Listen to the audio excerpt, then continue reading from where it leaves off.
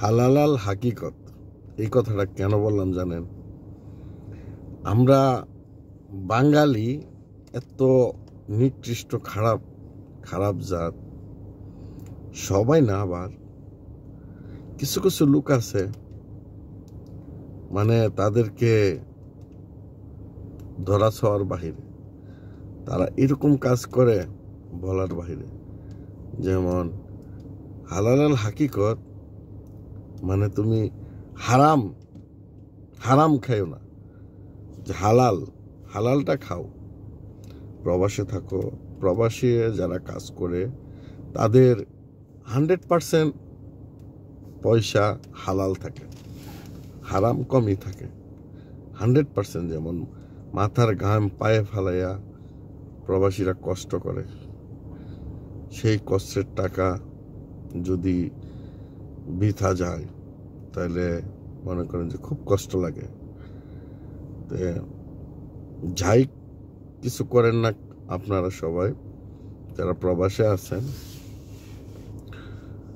তো হালাল রুজির বরকতই আলাদা।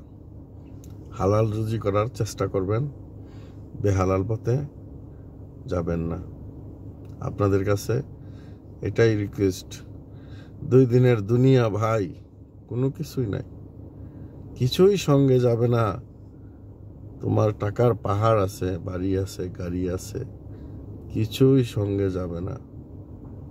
যাবে তোমার আমল। আমল কি করছো তুমি?